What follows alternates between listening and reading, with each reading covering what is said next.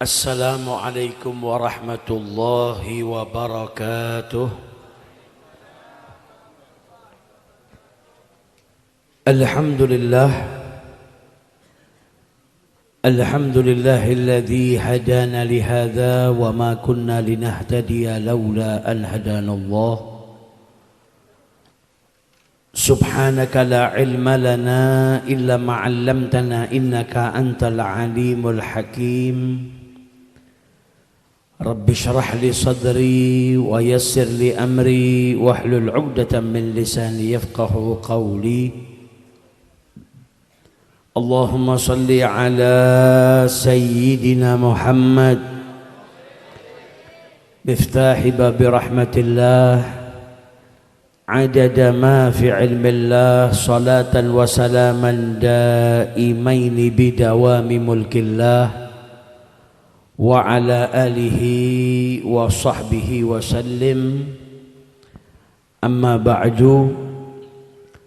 Hadratal muhtaramin, para alim, para ulama, para habaib, para kiai, wabil khusus akhina fillah Kiai Haji Mas Imam Luqmanul Hakim, Kiai Haji Mas Ahmad, dan juga Mas Kamil dan segenap keluarga besar almarhum Kiai Haji Mas Zayadi alaihi rahmatullah, para habaib yang dimuliakan oleh Allah subhanahu wa ta'ala, Habib Muhammad Fahmi Al-Muhdhar, Habib Khalid Al-Madihij, Habib Ja'far Al-Jufri, Habib Hadi As-Saggaf, dan seluruh para habaib yang tidak bisa saya sebutkan satu persatu tanpa mengurangi rasa hormat.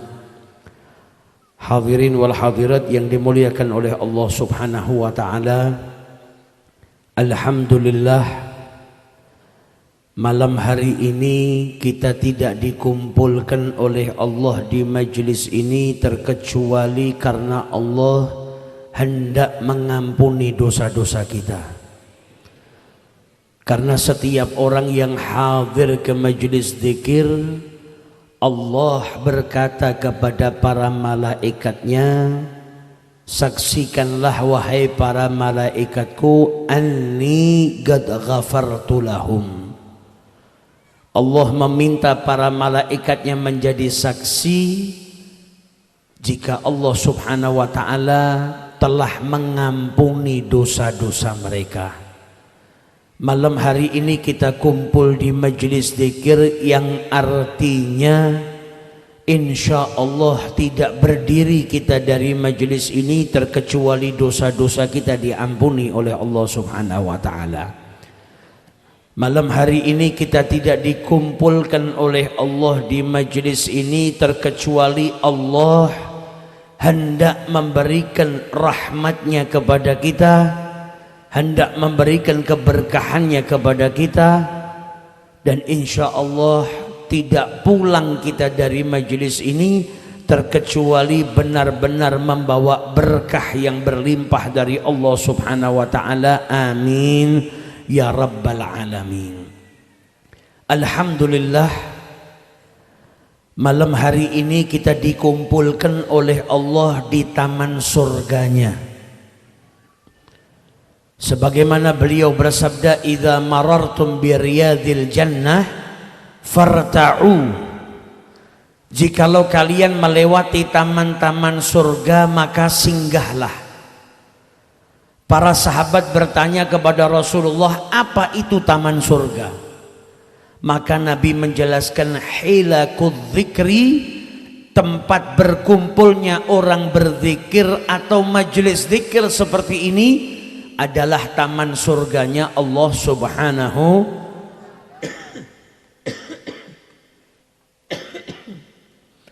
Kalau di dunia kita sudah sering kumpul di taman surga, maka insya Allah langkah kita menuju ke surganya Allah semakin dekat.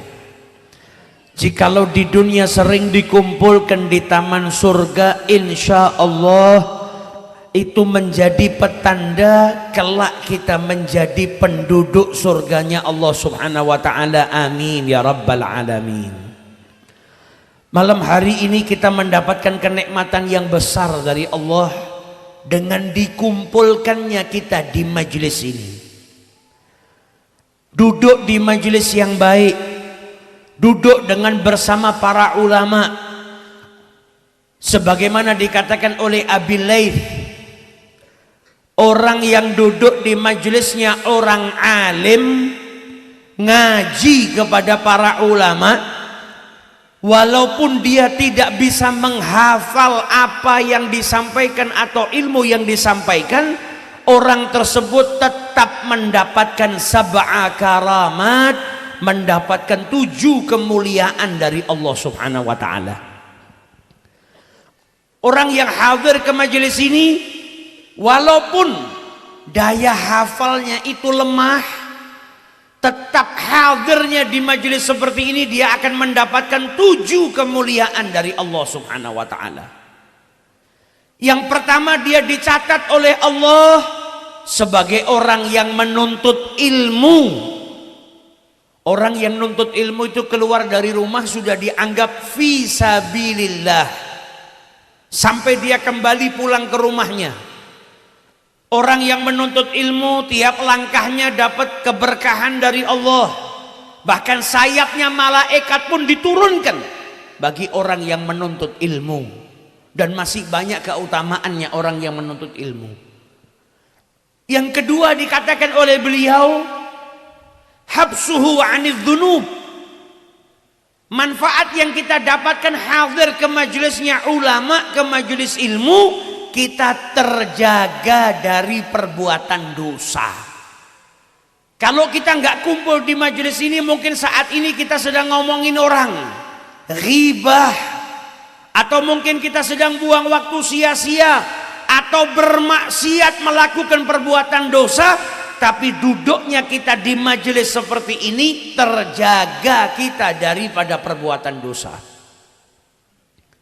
Kemudian beliau lanjutkan, yang hadir ke majelisnya ulama ngaji, maka dia dapat rahmat dari Allah mulai keluar dari rumahnya. Dan kalau di majelis itu ada yang dapat rahmat dari Allah, dia dapat bagiannya. Dan masih banyak daripada keutamaan-keutamaan orang yang hadir ke majelis seperti ini. Maka beruntung kita malam hari ini dikumpulkan sama Allah di majelis ini. Kita itu kalau punya rumah, kita nggak akan mempersilahkan masuk orang ke dalam rumah kita kecuali orang itu orang baik. Kalau kita tahu dia perampok atau pencuri, kita nggak mau dia masuk ke rumah kita. Malam hari ini kita nggak dikumpulkan di majelis ini oleh Allah karena Allah menghendaki kita mendapatkan kebaikan dari Allah Subhanahu wa taala. Dan insya Allah ini menjadi petanda kita dikumpulkan malam hari ini di majelis yang baik, dijaga daripada perbuatan maksiat. Ini petanda kalau Allah Subhanahu wa taala cinta dan sayang kepada kita. Dahulu ada seorang yang ahli maksiat, hidupnya gemar melakukan perbuatan dosa. Orang yang ahli maksiat ini punya pembantu. Zaman dulu pembantu itu budak, dibeli. Budaknya diperintahkan pergi ke pasar, dikasih uang 4 dirham, diperintahkan untuk membelikan sesuatu. Sampai di pasar, pasarnya tutup, belum buka. Ternyata penduduk pasar sedang pergi ngaji ke tempat salah seorang ulama yang kondang di zaman itu, yaitu beliau bernama Syekh Mansur bin Ammar. Kemudian ini budak pergi ke rumahnya Syekh Mansur, ikut ngaji. Selesai ngaji, ada orang yang minta bantuan sama Syekh Mansur. Ya Syekh, saya ini dalam keadaan terjepit, butuh uang, tolong bantu saya. Saya butuh 4 dirham. Syekh Mansur saat itu gak pegang uang. Tapi Syekh Mansur gak mau nolak orang yang minta tolong. Kata beliau, apa, tunggu di sini, barangkali jamaah yang hadir bisa bantu. Maka Syekh Mansur berkata kepada yang hadir, siapa yang bisa bantu saudara ini dengan memberikan 4 dirham, maka saya doakan dia dengan 4 doa. Yang doakan wali, insya Allah doanya mustajab. Doanya diamini sama orang yang hadir, maka berkat aminnya orang-orang yang hadir tadi, insya Allah doanya juga mustajab. Maka budak ini nggak pakai berpikir panjang. Dia langsung angkat tangannya, ana ya syekh, ana ya syekh. Dia kasihkan uang 4 dirham kepada fakir miskin tadi. Padahal bukan uangnya. Uang majikannya, dia diperintahkan sama majikannya beli barang di pasar. Tapi karena budak, dia bukan santri, gak tahu hukum. Gak boleh seseorang itu sedekah dengan harta yang bukan miliknya. Apalagi dengan harta yang haram. Kata para ulama, man tasaddaqa bimalil haram, siapa yang sedekah dengan harta yang haram, itu seperti orang yang mencuci pakaiannya dengan air kencing. Pakaiannya kotor, mau dibersihkan, harusnya nyucinya pakai air. Tapi kalau nyucinya pakai air kencing tambah kotor, jadi najis. Tapi karena ini bukan santri, dia nggak tahu. Niatnya tulus, pingin dapat doa dari Syekh Mansur, dikasihkan 4 dirham, dapat doa dari Syekh Mansur. Pulang ke rumah, sampai di rumah majikannya marah karena terlalu lama pergi dan balik-balik gak bawa apa-apa, tangan kosong. Akhirnya si budak ini menceritakan, tadi saya pergi ke tempatnya Syekh Mansur. Kaget majikannya, kau hadir ke majelisnya Syekh Mansur? Iya. Kemudian ada orang yang minta, kata Syekh Mansur, kalau ada yang bantu dapat 4 doa, saya berikan uang Anda. Majikannya penasaran, kau minta didoakan apa? Yang pertama, saya minta didoakan supaya saya dimerdekakan. Saya sudah capek jadi budak. Dan merdekakan budak itu nggak gampang. Budak itu dulu harganya mahal. Merdekakan budak kalau hari ini seperti orang punya mobil Innova atau Alphard yang mahal diberikan ke orang lain. Nggak mudah. Dia bilang sama majikannya, saya minta doa sama Syekh Mansur biar saya dimerdekakan oleh Allah. Majikannya ini terkenal pelit, bukan orang baik, ahli maksiat. Tapi berkat doa di majelis yang didoakan sama wali, diamini oleh jamaah, itu majikannya tiba-tiba mengatakan, anta hurrun liwajhillah. Hari ini kau saya merdekakan semata-mata karena Allah. Saya nggak minta tebusan, nggak saya kasih harga, kau merdeka gratis. Kok bisa? Berkat doa di majelis. Nah, kita yang duduk di sini kan masih banyak yang jadi budak. Budaknya dunia, budaknya hawa nafsu, budaknya jabatan, kekuasaan. Maka kita berharap pulang dari majelis ini kita dimerdekakan oleh Allah Subhanahu wa taala. Enggak jadi budak kecuali menjadi budaknya Allah Subhanahu wa taala. Menjadi Abdullah, hambanya Allah Subhanahu wa taala. Majikannya tanya lagi terus, doa yang kedua. Doa yang kedua, saya minta Syekh Mansur doain saya supaya saya dapat rezeki 4 dirham buat ganti uangnya sampean. Uangnya sampean jadi 4 dirham kan saya pakai. Saya minta didoakan semoga saya dapat rezeki bisa ganti uangnya sampean. Apa kata majikannya? Gak usah diganti, walaka mi'ah dinar. Gak usah diganti. Bahkan dikasih sama majikannya 100 dirham. 100 atau 1000 dirham. Sudah dibebaskan hutangnya, justru malah dikasih hadiah. Padahal ini tadinya majikannya pelit. Kenapa kok bisa berubah seperti itu? Karena doa di majelis. Yang di sini punya utang banyak enggak? Punya utang kan? Ada juga yang rezekinya masih sempit kan? Rumahnya masih ngontrak, kendaraannya masih kredit. Insya Allah pulang dari sini pada punya rumah semua. Yang sempit diberikan keluasan oleh Allah Subhanahu wa taala. Yang miskin dijadikan kaya, kaya yang berkah oleh Allah Subhanahu wa taala. Sebagaimana tadi dia bisa mendapatkan bebas utang dari majikannya, bahkan ditambahin sama majikannya. Insya Allah berkat doa di majelis ini rezeki kita diperluas oleh Allah Subhanahu wa taala. Kemudian majikannya tanya lagi, yang ketiga kau minta apa? Yang ketiga saya minta supaya jenengan Jenengan ini kan banyak dosa, ahli maksiat. Saya minta Syekh Mansur mendoakan semoga jenengan itu diberikan hidayah sama Allah, bisa bertaubat kepada Allah Ta'ala. Maka majikannya langsung berkata, tubtu ilallah, saya bertaubat kepada Allah, berhenti dari maksiat.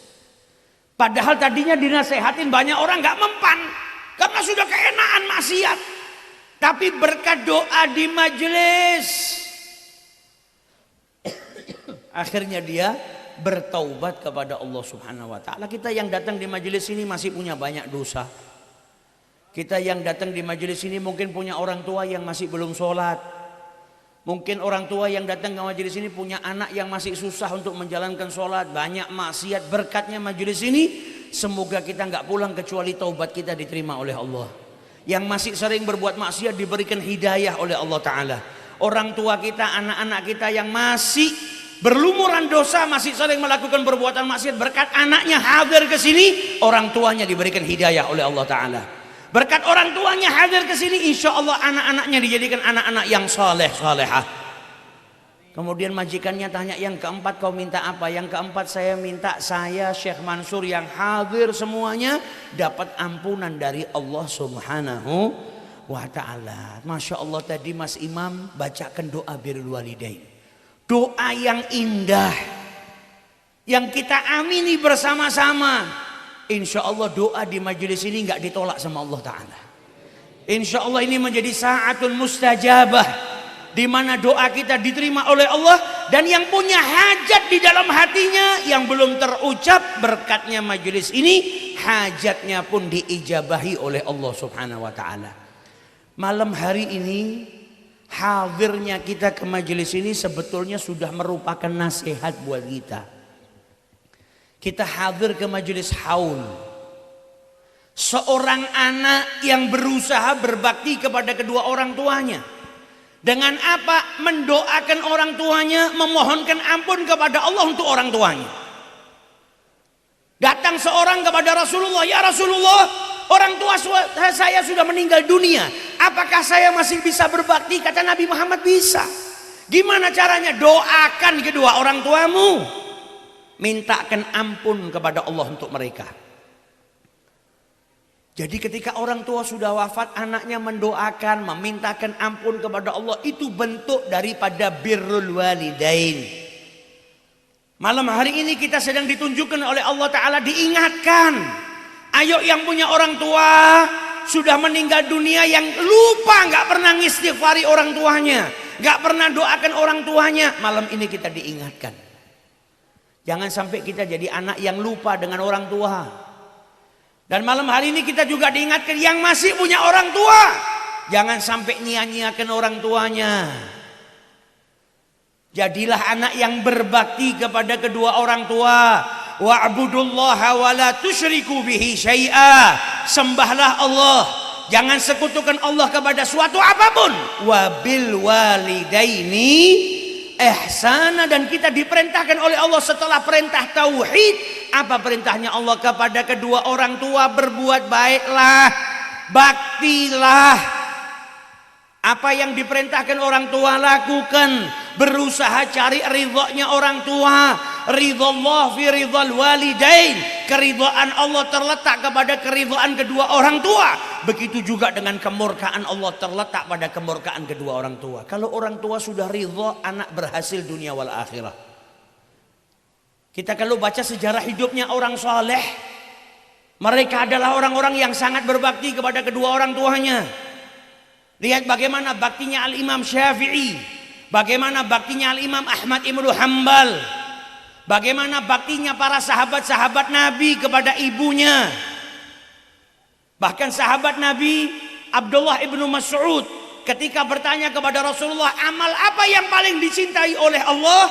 Apa kata Rasulullah? As-salatu ala waktiha, salat tepat pada waktunya. Yang kedua birrul walidain, karena Abdullah Ibnu Mas'ud saat itu punya orang tua. Kemudian al-jihadu fi sabilillah. Orang tua itu anak tangga kita yang paling mudah untuk menuju ke surganya Allah Subhanahu wa Ta'ala. Maka yang punya orang tua jangan disia-siakan. Orang tua itu ketika melahirkan anak sakit. Sakitnya bahkan di bawah sakitnya sakaratul maut. Sakaratul maut itu sakit. Tingkatan paling tinggi. Setelahnya apa? Setelahnya seorang ibu yang melahirkan anak. Tapi kata para ulama ada yang lebih sakit daripada sakitnya seorang ibu melahirkan anaknya. Ibu yang melahirkan anaknya itu diantara hidup dan mati, sakit. Tapi sebagian ulama mengatakan ada yang lebih sakit daripada saat melahirkan seorang anak. Apa? Ketika seorang anak berani membentak ibunya, ibu yang melahirkannya, maka rasanya lebih sakit daripada saat melahirkan. Maka jangan sampai kita berani bentak orang tua. Kita ngomong sama orang tua saja diatur oleh Allah di dalam Al-Quran. Jangan bentak. Pergauli orang tuamu dengan lemah lembut. Gak boleh kita bentak, gak boleh kita kasar. Bicara sama orang tua harus ada tata cara, sopan santun, tata kerama. Jangan sampai seorang anak itu bicara sama orang tuanya sama dengan bicara dengan sahabatnya. Sama dengan dia nada bicaranya dengan teman-temannya. Harus ada ta'zim, penghormatan, taat kepada orang tua. Sayyidina Abdullah ibnu Mas'ud, ibunya di waktu malam itu bangun haus, minta air minum. Zaman dulu kalau ada orang yang haus, cari minumnya susah. Kalau hari ini kita di rumah, orang tua kita haus, tinggal kita keluar dari kamar ambil air di dispenser. Masuk ke dapur ada teko, ada kendi, air isinya. Kalau dulu harus jalan cari air dulu. Dalam keadaan di waktu malam capek, ngantuk, keluar Abdullah ibnu Mas'ud ngambil air untuk ibunya. Balik ke ibunya, ibunya sudah tidur. Gak terus airnya tadi diletakkan di sebelah ibunya, tapi ditunggu sama Abdullah ibnu Mas'ud sampai ibunya bangun. Karena dia bukan hanya ingin melakukan yang diperintah, tapi ingin berbuat ihsan, lebih daripada kewajibannya. Ditunggu sampai ibunya bangun baru diberikan sama beliau. Yang harusnya kita jadikan renungan, bagaimana kalau hari ini di waktu malam ibu kita lapar atau haus dan minta makanan kepada kita. Berapa banyak seorang anak yang ibunya minta sesuatu saja, dia mengatakan kepada ibunya, apa, tunggu besok bu, sudah malam, sebentar lagi subuh, nanti kalau subuh saya berikan. Padahal sang anak ketika kita usia setahun atau di bawah 1 tahun, jam 2 malam kita nangis kehausan, ibu kita bangun dan menyusui kita dalam keadaan lelah. Tidak ada ibu yang anaknya nangis, anaknya dibiarin, dah tunggu subuh nanti ibu susuin. Tidak ada. Yang ada langsung dikasih sama ibunya. Lantas anaknya bagaimana cara membalas orang tuanya? Maka dari itu jangan kita sia-siakan. Ketika kita punya orang tua, jangan sampai kita sia-siakan. Setiap hari orang tua kita itu usianya berkurang. Setiap hari orang tua kita itu menuju kepada kematian. Yang masih punya orang tua, jangan malu untuk mencium tangannya, mencium keningnya. Jangan nanti rindu pingin cium tangan orang tuanya sudah nggak ada. Mumpung sekarang masih punya orang tua, datangi rumahnya, cium tangannya, cium keningnya, minta ridho, minta doa. Setiap kali punya urusan pekerjaan, datangi orang tuamu. Minta doa kepada kedua orang tua supaya langkahmu diridhoi oleh Allah, supaya langkahmu dipermudah oleh Allah Subhanahu wa taala. Ini jimat kita orang tua. Orang tua yang sudah meninggal dunia jangan jadi anak yang bikin malu kedua orang tuanya. Walaupun orang tua kita sudah wafat, kita masih bisa berbakti, doakan mereka, mintakan ampun kepada Allah, sambung tali silaturahmi sahabat-sahabat keluarga kita, orang tua kita. Sedekah untuk mereka. Tunjukkan kalau kita masih menjadi anak yang berbakti kepada kedua orang tua. Nah, ini manfaat yang kita bisa dapatkan hadir ke majelis seperti ini. Majelis ini sudah menjadi nasihat bagi kita. Karena para kekasih Allah itu kematian bagi mereka bukan sesuatu yang menakutkan. Kita yang banyak dosa takut mati. para kekasih Allah justru mereka rindu. Bagaimana tidak rindu? Sedangkan mereka sebelum wafat saja sudah disambut oleh Allah. Ya ayyatuhan nafsul mutmainnah, duhai jiwa yang tenang, irji'i ila rabbiki radiyatan mardiyah. Disuruh kembali kepada Tuhannya dalam keadaan ridha dan diridhai. Fadkhuli fi ibadi wadkhuli jannati. Mau wafat saja sudah dapat kabar kalau tempatnya di surganya Allah. Makanya para kekasih Allah bahagia. Sayyidah Fatimah ketika dikabarin oleh ayahnya keluarganya pertama yang bakal nyusul wafat adalah dirinya, senyum. Dikabarin mau meninggal akan nyusul Nabi meninggal dunia justru senyum. Kenapa? Karena bagi mereka kematian kebahagiaan. Waktunya berpisah dengan Nabi gak lama. Sayyidina Bilal ibn Rabah ketika sakit sakaratul maut, istrinya nangis. Wa karbah, wa huzna. Sungguh ini menyedihkan. Sama Bilal dihentikan, jangan katakan sedih. Istrinya bingung, loh kau mau mati? Kau sakaratul maut, saya sedih. Kata Bilal, ucapkan wa farhatah. Bahagia. Apanya yang bahagia? Karena kata Bilal, gadan alqa ahibbah Muhammadan wa hizbah. Karena setelah saya wafat, esok saya akan bertemu dengan Nabi Muhammad dan juga sahabat-sahabatnya Nabi Muhammad SAW. Nah, yang perlu kita lakukan, gimana caranya supaya kita bisa seperti mereka? Punya isti'dad liyaumir rahil, punya rasa rindu dengan perjumpaan kepada Allah, rindu kepada Nabi Muhammad. Nah, kita masih diberikan waktu oleh Allah Subhanahu wa taala, jangan sampai kita sia-siakan waktu kita. Yang punya orang tua, jangan sia-siakan orang tuanya. Pintumu menuju ke surga Allah. Jadilah anak yang berbakti, jadilah anak yang berusaha senantiasa mendapatkan keridhaan dari Allah melalui ridhonya orang tua. Maka kita niatkan, ayo pulang dari majelis ini, yang punya orang tua jangan pernah bentak orang tuanya. Kita niatkan pulang dari majelis ini, yang tadinya ngomongnya nggak pakai sopan santun sama orang tua, harus ada perubahan. Bicara sama orang tua harus beda dengan bicara dengan sahabat. Harus dengan penuh penghormatan, taati orang tuamu dan berusahalah mencari ridha kedua orang tuamu. Kita sedang dinasihatin sama Allah Ta'ala. Dan yang terakhir, orang soleh kalau hidupnya bermanfaat ketika meninggal dunia, walaupun sudah puluhan tahun, masih banyak orang yang kumpul mendoakan. Lagi-lagi kita dinasihati oleh Allah Ta'ala, nanti kalau kita mati, pengen mati yang seperti apa? Mati yang terus setiap tahunnya diingat, didoakan. Bahkan orang yang ditinggal merasa kehilangan, atau kita mati dalam waktu 1-2 hari sudah dilupakan. Kita lihat setiap para kekasih Allah yang wafat, yang meninggal dunia, tiap tahun ada yang menghauli, yang mendoakan. Ilmunya tersebar luas, manfaatnya tersebar luas. Maka jangan sampai kita meninggal dunia gak ada sesuatu yang kita tinggalkan di bumi ini. Kata Nabi Muhammad, anak cucu Adam itu kalau meninggal dunia, in qata'a amaluhu, amalnya terputus kecuali 3. Sedekah jariyah, ilmu yang bermanfaat, atau anak yang soleh yang mendoakan kedua orang tuanya. Punya ilmu, sebarkan ilmu. Saya nggak punya ilmu, sedekah, wakaf, supaya bisa menjadi jariyah. Engkau wafat pahalanya masih nyampe. Saya nggak punya harta untuk sedekah jariyah. Punya anak, didiklah anakmu. Anak itu ibarat tanduran. Apa yang kau tanam, hasilnya engkau akan dapatkan. Kalau anakmu menjadi orang yang saleh, anakmu menjadi ulama, maka apa yang dilakukan oleh anakmu pahalanya mengalir kepada dirimu. Maka jangan sampai kita kehilangan 3 kesempatan tadi yang diberikan oleh Rasulullah.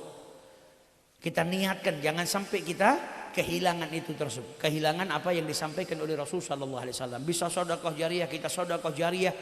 Bisa punya ilmu, kita sebarkan ilmu. Dan ketika kita punya anak, jadikan anak kita itu kelak mendoakan kita berbuat baik yang pahalanya nyampe ke kita. Dengan apa? Dari kecil didik anak-anak kita sesuai dengan syariat yang dibawa oleh Rasulullah Sallallahu Alaihi Wasallam. Kita doakan almarhumah semoga dosa-dosanya diampuni oleh Allah, diangkat derajatnya oleh Allah Ta'ala, dan semoga anak-anaknya, putra-putrinya dijadikan anak-anak yang birrul walidain, anak-anak yang terus berbakti kepada kedua orang tuanya dan bisa melanjutkan apa yang diwariskan oleh kedua orang tuanya. Dan semoga kita dijadikan oleh Allah Subhanahu wa taala anak-anak yang berbakti kepada kedua orang tua. Yang orang tuanya sudah wafat, berkat anaknya hadir di majelis ini, orang tuanya dapat ampunan. Yang orang tuanya masih hidup, semoga diberkahi usianya. Dan kita bisa terus berbakti kepada mereka berdua, dan semoga kita mendapatkan ridhonya kedua orang tua kita, dan ridhonya guru-guru kita, dan ridhonya Nabi besar Muhammad Sallallahu Alaihi Wasallam, sehingga kelak kita bisa wafat dalam keadaan diridhoi oleh Allah Subhanahu Wa Taala, dibangkitkan di barisannya Nabi Muhammad, nadkhul ma'atoha wa alih fi sufufil awalat ma'ahum daiman fi daril wa daril akhirah. Wa sallallahu ala sayyidina Muhammadin wa ala alihi wa sahbihi wa sallim, walhamdulillahi rabbil alamin, wal afu minkum, thumma assalamu alaikum warahmatullahi wabarakatuh.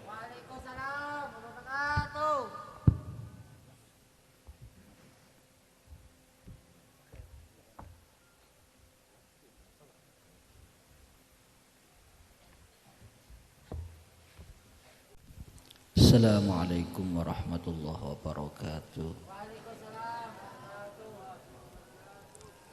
Alhamdulillah alladzi yuhyi wa yumit wa huwa hayyun la yamut biyadihil khair wa huwa ala kulli syai'in qadir. Wa ashhadu an la ilaha illallah wahdahu la syarika lah. Wa ashhadu anna sayyidana Muhammadan abduhu wa rasuluh.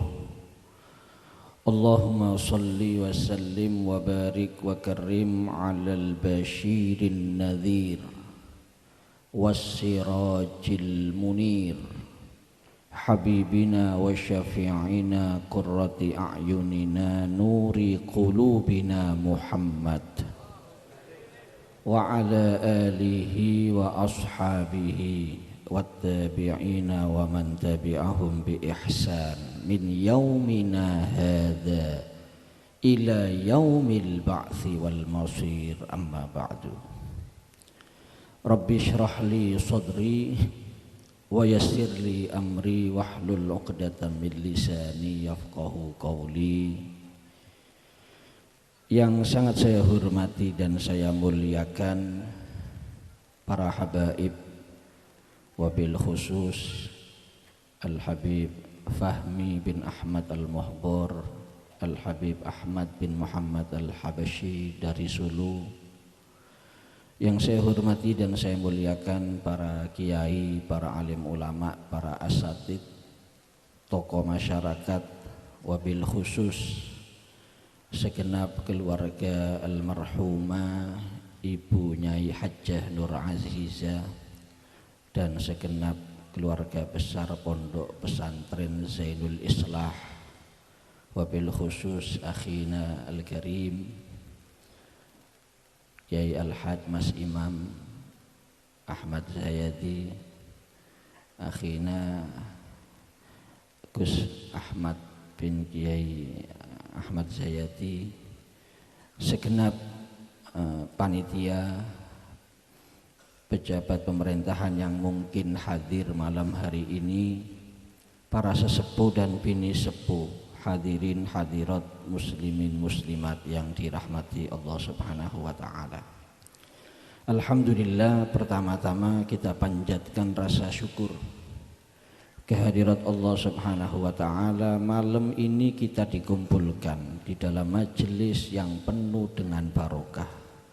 Salawat serta salam kita haturkan, kita hadiahkan kepada junjungan kita, teladan kita, Nabi besar Muhammad sallallahu alaihi wasallam. Hadirin dan hadirat yang saya hormati dan saya muliakan, sebetulnya sudah sangat cukup yang disampaikan tadi oleh Al-Habib Ahmad bin Muhammad Al-Habsyi, mudah-mudahan semuanya jadi ilmu yang barokah, ilmu yang manfaat.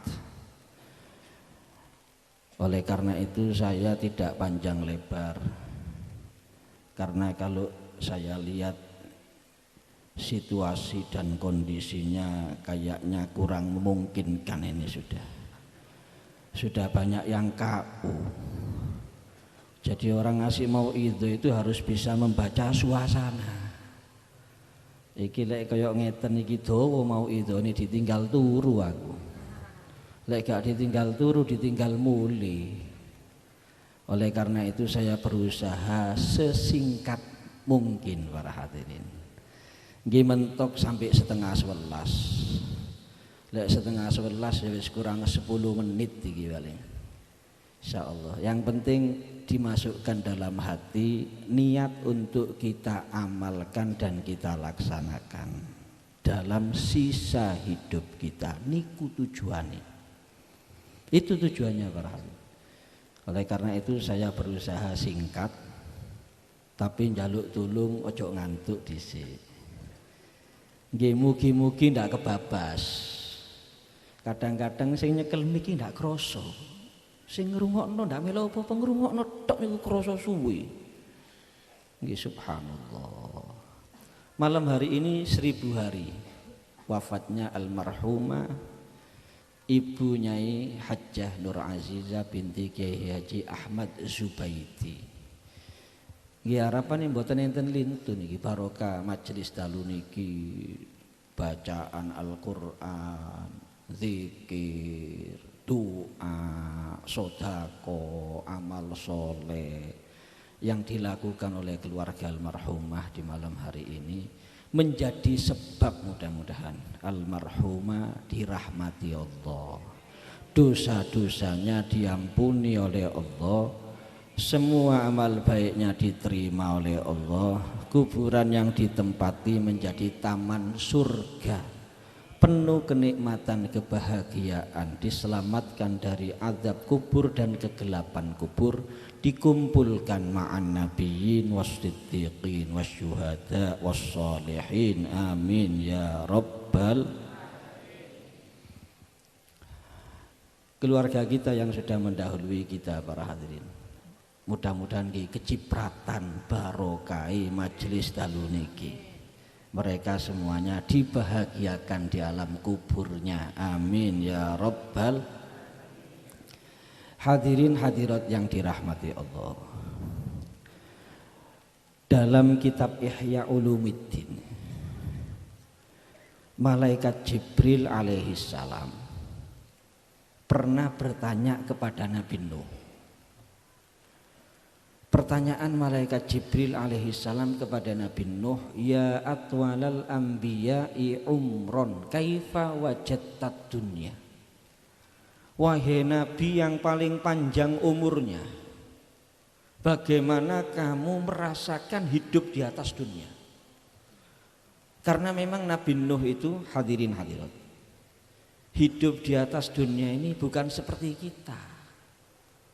Beliau hidup di atas dunia ini sangat lama, sangat panjang. Beliau itu disebutkan asya ala dhahril ardi aktsara min alfi sanah. Hidup di muka bumi ini lebih dari 1000 tahun. Dan kita nggak perlu heran ya, umat zaman dahulu itu banyak yang usianya panjang memang. Shahibur Ratib Al-Habib Abdullah bin Alawi Al-Haddad dalam kitab Sabilul Idzikar itu menjelaskan banyak umat zaman dahulu itu yang usianya melebihi 1000 atau kurang sedikit dari 1000. Bahkan di situ Al-Habib Abdullah Haddad jelaskan dari panjangnya umur mereka, umur 80 tahun itu baru balik. Baru balik 80 dah. Jadi lek ono sing umure 70 tahun bapake mati yatim. Kalau santunan anak yatim dapat masih. 60 tahun insya Allah kait sunat nih swidak nih. 50 tahun masih lucu-lucunya. 40 tahun masih pempesan. Sik cilik soalnya. Itu umat zaman dahulu para hadirin hadirat. Beda dengan kita umatnya Nabi Muhammad sallallahu alaihi wasallam.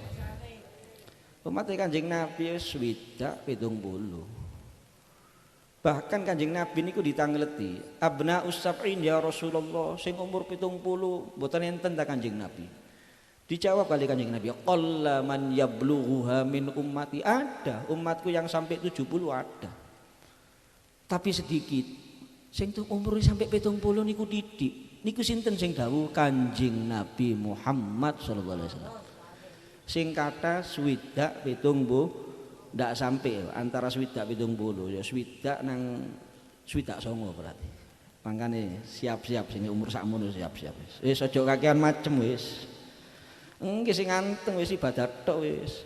Aja wis umur swidak sik sapa gerdu gak mari-mari. Dolanan hapit tok si anu aja. Apa maneh akhir-akhir niki niki mboten tentu niku kata-katae. Kalau bulan-bulan terakhir niki lek didelok ulan-ulan terakhir niki, pirang-pirang wulan ini. Kata tiang pejah, niku pasarane 50 mendhuwur. Pasarane 50 mendhuwur. Kadang-kadang nggih wonten sing angsal bonus wonten nggih. 70 gak mati-mati ya ono, 90 gak mati-mati ya ono, 80 gak mati-mati ya ono, 90 gak mati-mati ya ono, pantarane mati kabeh kari ijenan di kampung ya ono. Cuma nggih ngoten kan pun remek biasanya.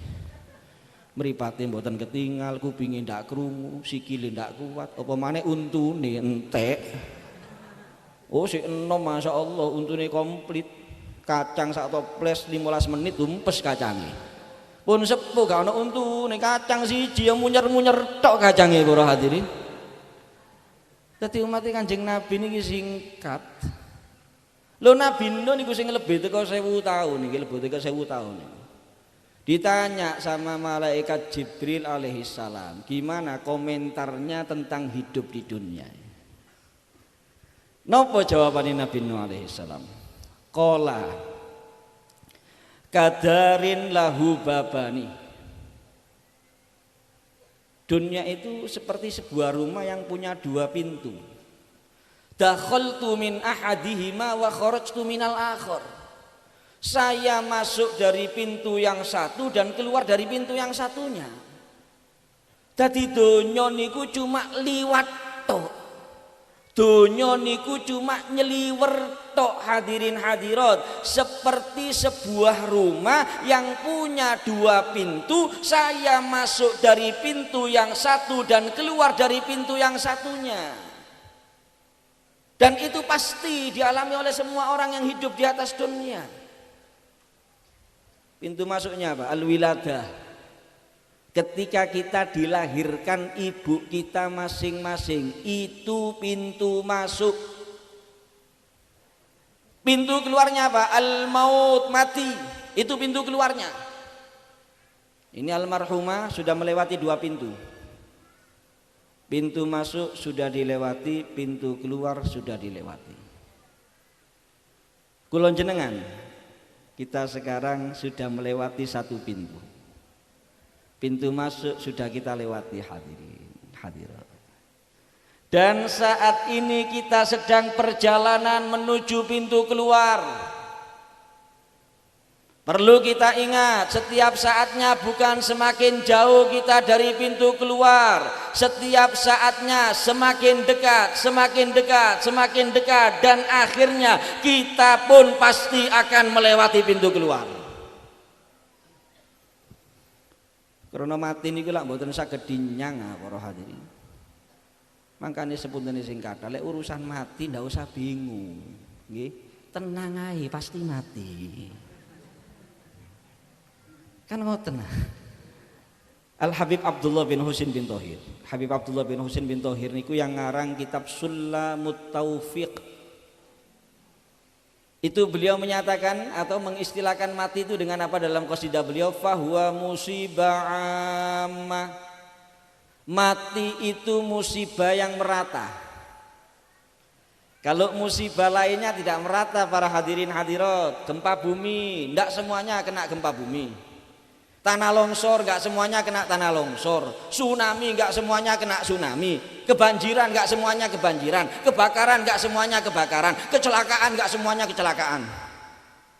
Tapi lek mati, di mana alamatnya jenengan, di mana domisilinya, dimanapun, mau terpencilnya seperti apapun nggak bisa lolos daripada yang namanya mati. Sepuntene sing kata malaikat Israil niku boten perlu Sherlock. Ndak perlu Sherlock-Sherlockan. Aina ma takunu yudrikumul mautu walau kuntum fi burujim musyayyada. Di mana saja kalian berada, yang namanya mati pasti akan mendatangi kalian, walaupun kalian bersembunyi di balik bukan satu benteng, beberapa benteng yang kokoh. Nggak bisa lolos. Mau jaga kesehatan, silakan jaga kesehatan, pasti mati wan podo ae. Lo orang Eropa itu kurang apa para hadirin? Orang Eropa, orang Jepang, kalau makan kan nggak sembarangan seperti kita. Kalau kita alhamdulillah urusan makanan kita ini paling boten rewel, boten cerewet, semua masuk kalau kita ini alhamdulillah. Kita ini golongannya alenggrang sangu alenggragasu. Dong semen dipangan ya wong Indonesia. Aspal dipangan, wesi dipangan, paving dipangan. Semuanya masuk kalau kita.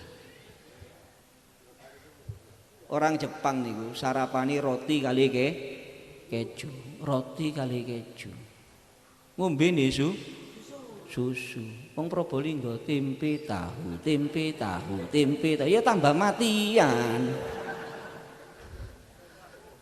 Jadi lek urusan mati niku ndak perlu dipikiri. Ndak dipikiri nggih pasti mah. Siap mati ndak siap mati pasti mah.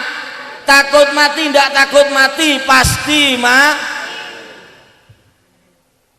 Yang perlu dipikirkan itu yang difirmankan Allah dalam Al-Quran para hadirat. Wal tandur nafsum ma qaddamat lighad. Setiap jiwa itu merenung, berpikir apa yang akan dia bawa untuk sangu mati itu apa. Lho krana sepuntene sing kathah hadirin hadirat. Yang menentukan nasib kita mulai kuburan enak ndak enak. Teng mahsyar jenengan kempal teng barisane Kanjeng Nabi utawa teng barisane Fir'aun, Namrud, orang-orang musyrikin, orang-orang yang celaka, sampai pada akhirnya tempat kita surganya Allah yang penuh dengan kenikmatan abadi atau nerakanya Allah yang penuh dengan azab yang pedih. Semuanya itu ditentukan dengan bagaimana kita menjalani hidup di atas dunia ini. Oleh karena itu sekali lagi nggak main-main kehidupan di atas dunia ini. Kita masih diberikan sisa hidup sama Allah. Kita masih di perjalanan ini sekarang menuju pintu kedua. Sampai mana perjalanan kita? Nggak ada yang tahu. Ini yang hadir, kalau ditanya umurnya sekarang berapa tahun bisa jawab. Lihat KTP-nya sudah bisa jawab. Umur saya sekian tahun. Tapi kalau ada pertanyaan kedua, sisanya berapa tahun? Siapa yang bisa jawab? Siapa yang bisa jawab? Sisanya berapa tahun? Nggak ada yang tahu para hadirin hadirat. Nggak ada yang tahu. Mohon maaf, orang mau mati nggak bisa dilihat potongannya. Oh, delok potongannya lemu, seger, sehat. Sik suwe durung tentu, malah sing kadang sing sering niku sing lemu disiki.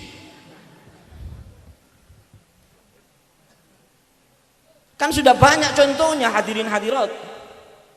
Kadang kita lihat orang itu makan enak, minum enak, tidur enak, ndak ada keluhan apa-apa. Sik guyonan ambek koncone mati mendadak. Berapa sebulan yang lalu di Gresik ada satu habaib. Usia sekitaran 50 tahun. Pagi masih minum kopi, makan jajan, nggak ada keluhan apa-apa, masih ngobrol sama keluarganya, nongkrong sama keluarganya. Setelahnya itu tidur seperti biasa, istirahat, tidur. Siang hari dibanguni sudah meninggal dunia, hadirin hadirat. Oleh karena itu kita nggak ada yang tahu. Oleh karena itu mari sudah, jangan macem-macem hidup di dunia. Bekal yang terbaik kalau ingin selamat dunia akhirat cuma satu, bertakwa kepada Allah. Wa tazawwadu fa inna khairaz zadit taqwa. Bagaimana pesan Rasulullah SAW bagi kita yang masih hidup ini?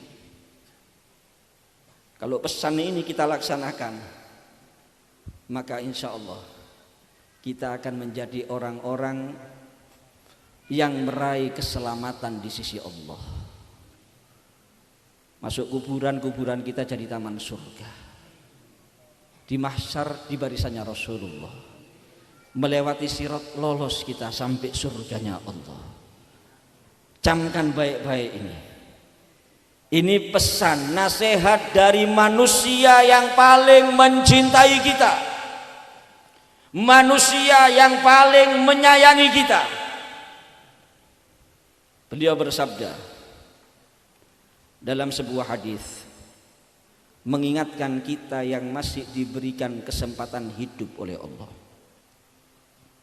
Ada 2 poin penting di sini. Dawuh Kanjeng Nabi Muhammad, badiru bil a'malis sholihah qabla an tamutu wa tubu ilallahi qabla al-gharghara. Bersegeralah kalian dengan amal soleh. Bersegeralah kalian dengan amal soleh sebelum kalian mati. Selagi masih hidup perbanyak amal soleh, perbanyak ibadah. Kenapa kalau udah mati nggak bisa? Kalau udah mati mau sholat nggak bisa. Mau zikir 1 kalimat nggak bisa. Mau baca Quran 1 huruf nggak bisa. Mau sedekah sepeser pun nggak bisa. Mau melangkahkan kaki 1 langkah ke masjid, ke majelis khair nggak bisa. Perbanyak amal soleh. Khususnya mohon perbanyak zikrullah para hadirin. Itu ibadah paling ringan bagi kita. Kalau kita ingin mulut kita ini terjaga dari pembicaraan yang tidak baik, maka hendaknya dalam hidup di atas dunia ini kita sedikit berbicara dan banyak berzikir. Aman Bu.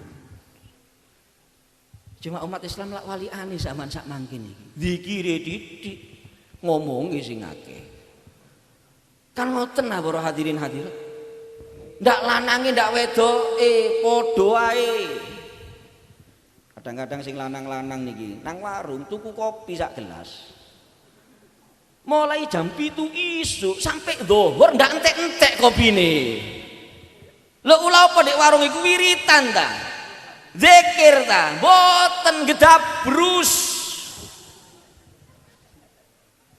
Sing wedok-wedok nggih ngoten, teko Probolinggo rombongan nang Ampel, sak montor wedok-wedokan kabeh.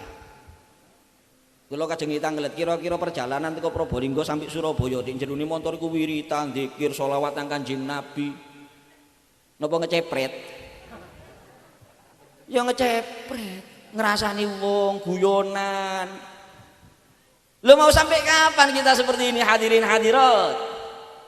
Kita ini dikejar waktu. Setiap saatnya bukan semakin lama dengan yang namanya mati. Bukan semakin lama kita keluar dari dunia. Semakin dekat waktu kita, semakin pendek kesempatan kita hidup di atas dunia. Oleh karena itu sisa waktu yang terus berkurang ini manfaatkan dengan sebaik-baiknya. Persiapan untuk akhirat kita. Pun niku ibadah paling enteng kula jenengan iki, zikir, sholawat nang Kanjeng Nabi niku ibadah paling enteng. Ndak perlu duwe wudu, nek enggak ada wudu lebih afdol. Ndak perlu ngadep kiblat lebih afdol. Masih haid gak masalah. Karena wis enak. Apa alasannya kita sedikit berzikir? Perintahnya Allah banyak berzikir, ya ayyuhalladzina amanu dzkurullaha dzikran katsira wasabbihuhu bukratan wa asila. Kalau kita disuruh banyak sholat, bukan kelasnya kita hadirin hadirat, bukan kelasnya kita. Sing 5 waktu jangkep alhamdulillah. Kata niru Abdul Qadir Jailani, wiritan salate sewengi 1000 rakaat, duduk kelas kula jenengan. Aja maneh 1000 rakaat. Traweh niku Ramadan 20 rakaat. 20 rakaat. Setane dicancang. Sebagian hadis jelasaken sing dicancang setan kelas kakap, sing ucul setan kelas teri. Krocok setan krocok sing ucul. Traweh 20 rakaat. Tapi sepuntene sing kata fakta dan survei membuktikan kula jenengan kata-katai dolek masjid dolek langgar sing paling cepet buyare nggih napa nggih alhamdulillah ngaku gentleman enggak masalah memang bukan kelasnya kita suruh banyak sholat wis duduk kelas 5 waktu sampean jogo qobliyah ba'diyah duha witir qiyamul rong rakaat alhamdulillah. Suruh banyak baca Quran, yo duduk kelas e. Kate niru Habib Ja'far bin Syekhon ben dino hatam Quran. Sudah kemungkinan kecil. Sedina sak juz istiqomah pun alhamdulillah. Karena napa zaman sak mangkin iki lek gak Ramadan kaya ngeten iki griyane umat Islam gersang dari Al-Qur'an para hadirin. Pre total wis lek gak Ramadan sak omah ndak ono sing maca Quran, sinetron hatam balak-balik. Dolanan HP tok ning jero omah. Getabrus tok isine ning jero omah. Qur'ane ndak kereken. Apa kita nggak malu sama Rasulullah para hadirin? Itu satu-satunya mukjizatnya Nabi Muhammad. Yang diharapkan perhatian dengan Quran kita umatnya. Umat Islam maca Quran di Ramadan tok. Malam riyo disimpen, Bu. Engkau kait ndolek Quran maneh kapan? Katine Ramadan maneh. Kate Ramadan sak omah bingung. Napa lali panggone. Delen di Quran di tempat malam riyo. Begitu ketemu Quran belduke 3 cm. Loh ini semuanya fakta seperti ini para hadirin. Tiang maca Quran iku, tiang maca Quran iki ganjarane paling gede ketika sholat berdiri. Sholat berdiri niku sak hurufe lek maca Quran jenengan 100 kebaikan sak hurufe. Oleh karena itu sebetulnya ketika kita sholat berdiri, sholat sunnah khususnya, sholat piyambak nih, qobliyah ba'diyah, kalau bisa baca suratnya itu yang agak panjang-panjang. Tapi faktanya kulon jenengan zaman sak mangkin lek wis qobliyah ba'diyah sing paling istiqomah diwaca niku petang surat tok. Istiqomah diwaca niku qul huwallahu ahad, qul a'udzu birabbil falaq, qul a'udzu birabbin nas, inna a'toy munyer-munyer iki tok ae. Oleh karena itu ibadah paling ringan ya tadi itu zikir para hadirin. Monggo latihan, berubah. Kalau selama ini banyak bicara dirubah menjadi banyak berzikir, ngata-ngatai sholawat teng Kanjeng Nabi Muhammad sallallahu alaihi wasallam. Yang kedua, wa tubu ilallahi qoblal ghororo. Bertobatlah kepada Allah sebelum sakaratul maut, sebelum rohnya nyampe di kerongkongan. Loh yang maksiat itu mau sampai kapan? Maksiat mau sampai kapan? Ngenteni tahun piro katanya mandek maksiat. Apa untungnya maksiat? Apa manfaatnya maksiat? Maksiat itulah penyebab utama orang itu hidupnya berantakan, kacau balau, banyak masalah sebelum di akhirat di dunia, apalagi di akhirat. Yang maksiat itu tidak ngenteni di akhirat gak enak para hadirin. Teng dunia ini pun gak enak uripi, berantakan, kacau balau, banyak masalah. Oleh karena itu mohon maaf, yang maksiat mau sampai kapan maksiat? Sudah berhenti dari maksiat.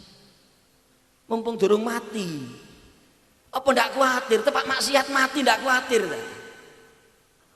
Tepak mabuk mati ndak khawatir ta? Tepak zina mati ndak khawatir ta?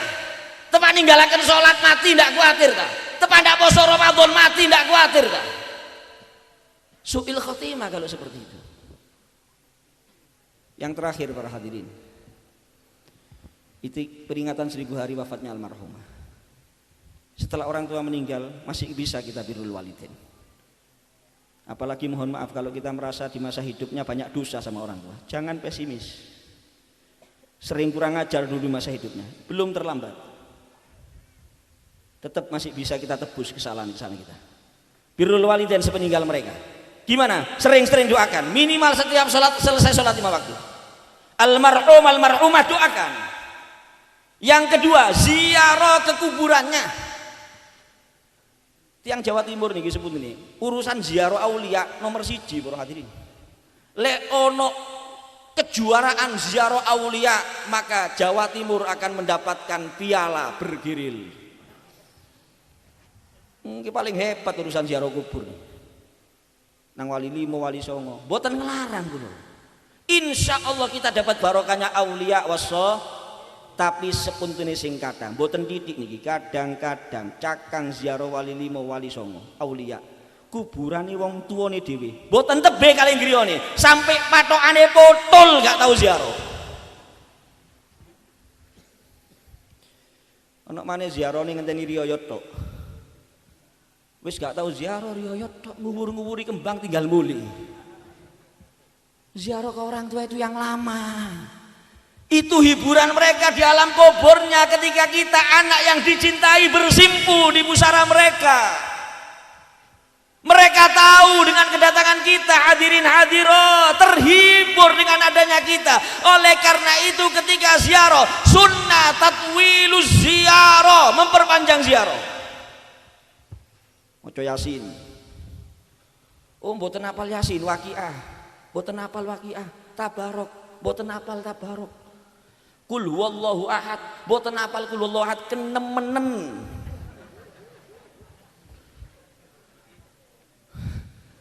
Pokoknya ziarahnya diperpanjang. Itu hiburan bagi mereka. Kemudian ada riwayat, kalau bisa minimal sepekan sekali lek mboten tepi.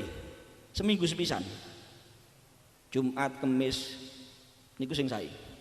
Man zara qabra walidayhi fi kulli jum'ah ghufira lahu wa kutiba minal barin. Barang siapa yang berziarah ke makam orang tuanya setiap sepekan sekali, tiap Jumat misalnya, tiap Kamis, ditulis sebagai anak, diampuni dosanya, dan dia ditulis sebagai anak yang berbakti kepada orang tua. Wis kepapas iki wis. Cukup wis. Wis cukup, lanjutno dhewe ae, durung mangan iki luwih. Mudah-mudahan manfaat. Mudah-mudahan Allah Subhanahu wa taala berikan taufik hidayah kepada kita. Sisa hidup mudah-mudahan kita bisa selalu beramal soleh dan kita bisa bertobat taubatan nasuhah dari perbuatan dosa dan maksiat. Amin ya rabbal alamin, amin ya rabbal alamin. Allahumma ja'al jam'ana hadza jam'an marhuma wa tafarruqana min ba'dihi tafarruqan ma'suma wa la taj'al fina wa la ma'ana syaqiyan wa la mahruma birahmatika ya arhamar rahimin. Allahumma aslih an-niyya wad dhurriyyah waj'alil hajat kullaha maqdiyah diniyah wa dunyawiyah wa ukhrawiyah bijai khairil bariyah habibika wa safika wa nabika Muhammadin sallallahu alaihi wa alihi wasallam. Rabbi faj'al mujtama'na ghayatu husnul khitami wa'tina ma qad sa'alna min atayakal jisami wakrimil arwah minna bilika khairil anami wablighil mukhtara 'anna min salatin wa salami ala hadhihi niyyah wa ala kulli niyyah salihah jami'a li khairatid dunya wal akhirah wa ala ma nawahu aslafuna wa masyayikhuna nawaina wa ma qasadu qasadna wa ma talabu talabna wa ila hadratin nabiyil mustafa Muhammad sallallahu alaihi wa alihi wa sallam. Al-Fatihah.